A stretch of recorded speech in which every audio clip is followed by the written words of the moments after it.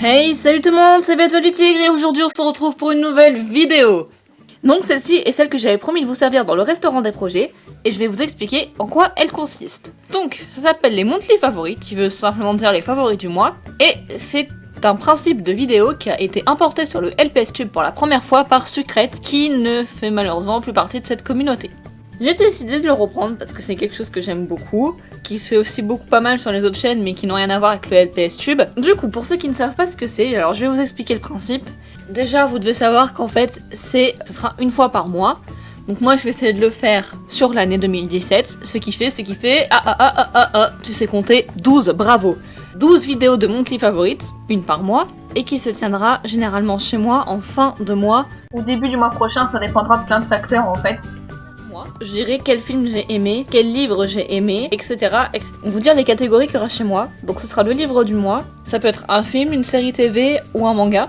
Et pour bien sûr rester dans le thème de la communauté du LPS Tube, la vidéo LPS du mois. Donc ça peut être une histoire, ça peut être un MV, ça peut être un épisode de série. Pour la guerre des clans, il y aura peut-être une catégorie, mais là je suis en train de réfléchir parce que bon, les vidéos de la guerre des clans se ressemblent malheureusement presque un peu tous, c'est pas le genre de vidéo qui m'intéresse. Donc je vais réfléchir à faire quelque chose en lien avec la guerre des clans, mais ce sera pas ce mois-ci. Et le thème qu'il y aura chez moi, ce sera un thème mystère, où chaque mois vous découvrirez quelque chose de nouveau. Vous en saurez plus quand j'aurai commencé la vidéo. Bon, et pour abréger un petit peu, les monthly favorites ont aussi donc pour principe de vous faire découvrir des œuvres, et aussi que vous m'en fassiez découvrir. Voilà, de dire moi par exemple j'ai lu ça, essaye de lire. Et si ça me plaît, là je le passerai dans le prochain monthly favorite. Juste une toute petite parenthèse par rapport aux chaînes, c'est pas la peine de me harceler en disant allez voir ma chaîne, va voir ma chaîne, j'ai fait un super court métrage. Non, je suis grande, je sais me débrouiller, je connais ce qu'il y a à voir, je sais gratter, je sais fouiller. Et si quelque chose me conquérit, il y a même pas besoin de me dire d'aller voir parce que je l'aurais déjà vu, je l'aurais déjà fait peut-être. Donc laissez-moi me débrouiller toute seule, je sais ce que je fais. Donc on va commencer tout de suite avec le livre du mois. Alors ce livre, je tenais vraiment à vous présenter. Bon, il me reste 200 pages à lire, mais il est super génial et c'est un truc à ne pas rater. Donc je vous le montre tout de suite. Donc il s'agit de Zodiac, qui a été écrit par Rumina Russell et qui est du signe de la Vierge. Alors je vais vous expliquer pourquoi je dis ça. Simplement parce que le livre parle justement de personnes vivant sur des planètes. Et ces personnes ont tous une particularité, c'est-à-dire qu'en fait, comment expliquer ça ? Elles vivent sur des planètes en lien avec leur signe astrologique. Ce livre parle de l'héroïne qui s'appelle Roma et qui, contre toute attente, se retrouve à devenir gardienne de sa planète Cancer. Dans ce livre, vous êtes plongé dans un univers où les personnes ne jurent que par leur signe astrologique. C'est un peu ce qui régit leur vie et c'est un peu de cette façon-là dont elles vivent en fait. Et donc cette fille qui est gardienne contre toute attente est victime de visions cataclysmiques. Elle s'empresse de prévenir les autres maisons, cependant il y a presque personne qui la croit, puisque le monstre en fait est un monstre de son enfance, un monstre qu'on raconte que dans les contes de fées, et personne ne prend ça au sérieux. Et en fait le monstre de son enfance qui est raconté dans toutes les légendes du Zodiac est en fait le 13e signe. Car pour ceux qui ne le savent pas, qui connaissent pas la référence, comme c'était marqué dessus, méfiez-vous du 13e signe, avant les 12 signes astrologiques, il y en avait 13. Le 13e c'est le Serpentaire, et il était situé entre le Scorpion et le Sagittaire, et l'auteur s'en est inspiré pour faire son bouquin. C'est le très gros de l'histoire. Donc je vais énumérer les points forts et les points faibles qui, selon moi, font que ce livre m'a plu, vraiment. Déjà, on va commencer par les points forts, c'est son originalité. Il n'y a jamais eu aucun auteur qui a eu l'idée de dire tiens, on va prendre les signes astrologiques et bam, on va en faire un livre.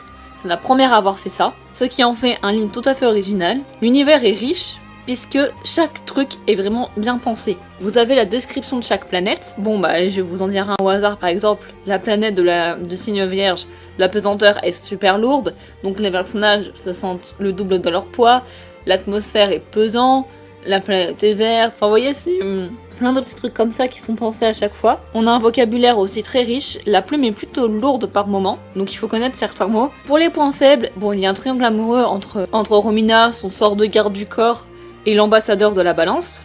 Le triangle amoureux n'est pas forcément lourd, le livre est écrit à la première personne, ce qui fait qu'on ressent beaucoup plus ses sentiments, et là ça, en fait c'est super flagrant, juste le petit truc qui m'a un petit peu dérangé, mais bon. On verra bien à la fin parce que le personnage est bien construit. Donc pour un auteur de la Vierge, elle a très bien cerné les personnes du signe du Cancer. Mais justement ça va déboucher sur le deuxième point, il y a quelques clichés sur les signes astrologiques. Bien entendu, voilà, le Cancer romantique, le Scorpion méfiant, les Gémeaux gamins. Mais bon, il y a quand même d'autres personnages qui sont sous le même signe et qui sont pas du tout pareils. Voilà, comme là récemment quand j'ai lu, on a le droit à un Cancer hyper froid et hyper sûr de lui, sérieux, tout ça. Ensuite, il y a pas mal de mots compliqués. Alors là, c'est pas des mots, c'est plutôt comment vous expliquer ça. Des outils que les personnages utilisent et qu'il va falloir apprendre à connaître parce que c'est vrai que c'est un petit peu dur à cerner.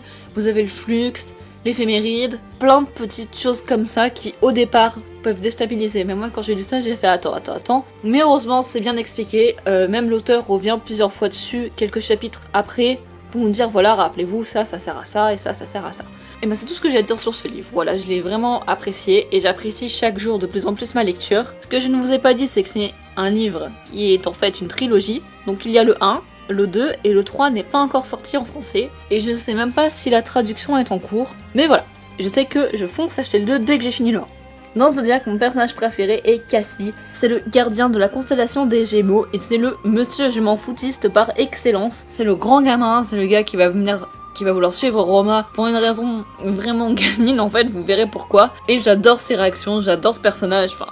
Je sais pas vous expliquer, j'adore les petits cons comme dans son genre. Et ouais, pour une fois que c'est pas un grand méchant mon personnage préféré. Donc maintenant on va passer au film, série TV ou manga du mois. Et il se trouve que ce mois-ci, alors ça fait un moment que je l'ai vu, mais je tenais à le présenter dans les monthly favorites de janvier, c'est Noragami. Alors c'est un manga assez connu, c'est un anime qui est présent en 2 saisons et qui en aurait une 3ème étant donné que la saison 2, le dernier épisode se finit...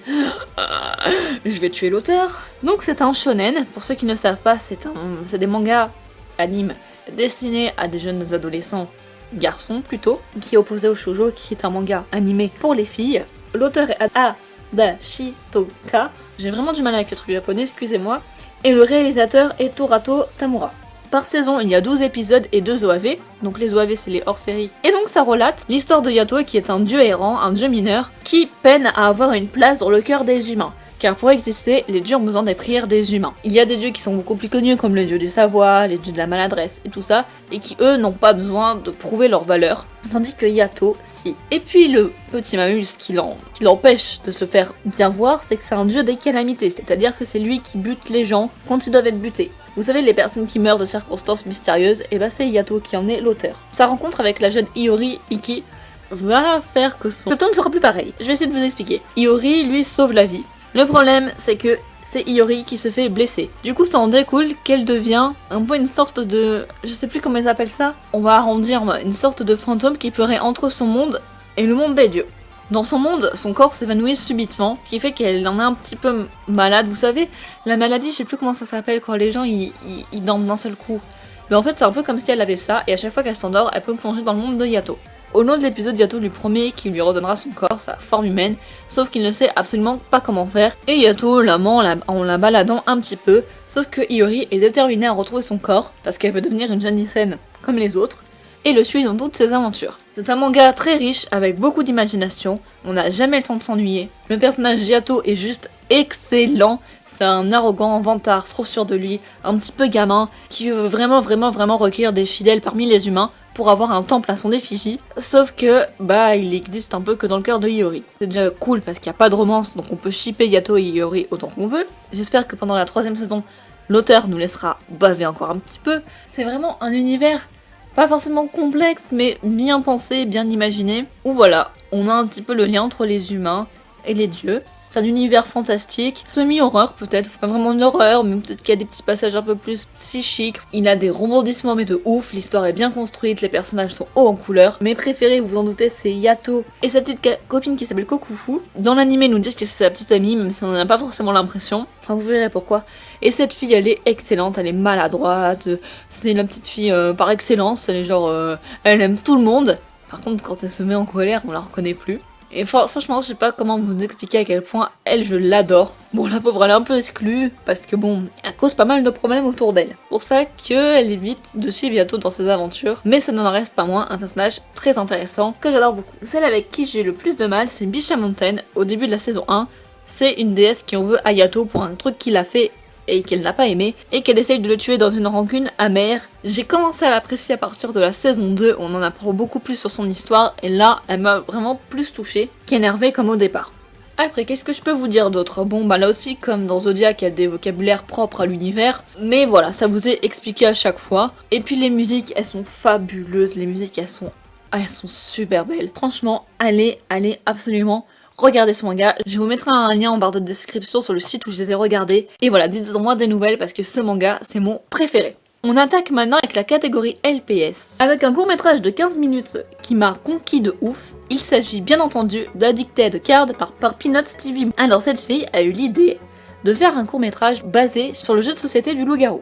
Pour ceux qui ne connaissent pas trop le jeu de société du loup-garou, c'est en fait une sorte de jeu de rôle où vous avez deux camps, ceux des loups-garous et ceux des villageois. Les loups-garous doivent tuer les villageois et les villageois doivent tuer les loups. Le jour, il y a un débat. Les villageois disent voilà, je pense que c'est toi, parce que je t'ai entendu pendant la nuit. Personne ne se défend, blablabla. Les villageois ont tous des pouvoirs pour pouvoir évidemment se protéger la nuit contre les loups-garous, etc. C'est un peu grâce à ça qu'ils peuvent se défendre le jour, dire voilà, écoute moi, si tu me choisis de me voter pour moi, je t'emporte avec moi, ça veut dire que la personne est chasseur, enfin voilà. Et ce jeu existe aussi en ligne, et étant une très grande joueuse du loup-garou, j'ai adoré particulièrement ce court-métrage. Si vous jouez au loup-garou en ligne, vous pouvez m'ajouter, mon nom c'est Tiger Star tout simplement, je l'affiche là. Voilà, ça s'écrit comme ça.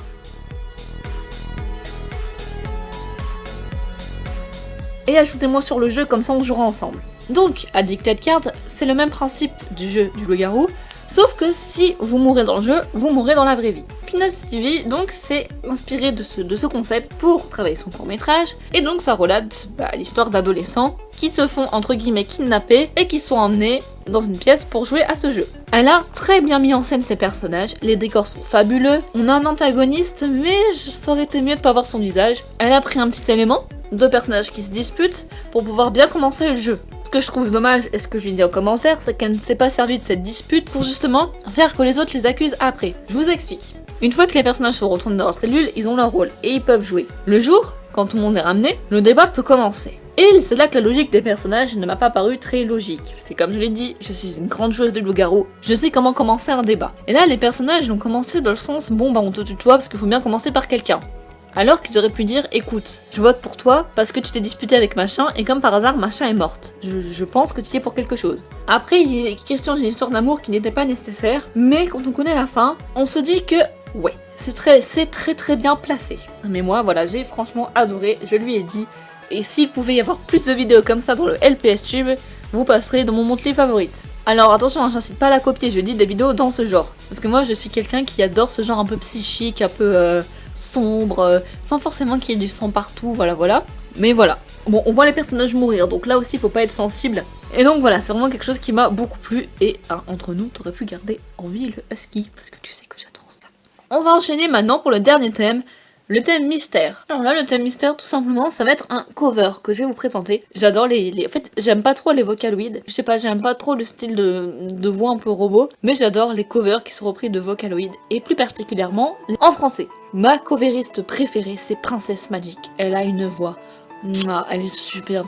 Ça m'inspire dans mes RP, ça m'inspire dans mes textes. Et je sais pas, j'adore cette traduction. Alors bon, elle se détourne parfois un peu du texte d'origine pour faire rimer ses paroles. Parce que c'est vrai que c'est rare de voir des covers French où les paroles riment. Même si de temps en temps certains essayent de le faire. Et je vais vous en passer un d'une de mes préférées. C'est parti. Cruel et froid, les aimants égoïstes ne savent plus comment aimer. Et tout critiquer, dévaloriser, quelle ironie vous pensez. Toi tu n'as rien, pas ton chemin, je ne vous entends pas, je ne vous écoute même pas. N'importe qui et n'importe quoi, je m'inquiète beaucoup pour moi. Et tout n'est-ce pas? Donc voilà, sa voix est douce, sa voix est parfaite. Et du coup, je vous conseille d'aller voir ses autres covers et de me dire ce que vous en pensez. Je pourrais pas trop dire les points forts et les points faibles parce que bon, je m'y connais pas trop dans le domaine du chant. Voilà, tout ce que je peux vous dire, c'est que j'aime sa voix, j'aime ses traductions françaises, j'aime la philosophie qu'elle donne au cours de ses covers, même si ce ne sont pas les siens. Parfois, elle dit que voilà, comme par exemple, il y en avait un sur un peu une fille qui avait des problèmes d'amour, et elle a plutôt détourné ça sur des problèmes d'amour et de société. Donc voilà les amis, c'est déjà fini. J'espère que le principe des monthly favorites vous aura plu. Donc je vais faire ça sur l'année. Comme je l'ai dit au départ, il y en aura donc 12.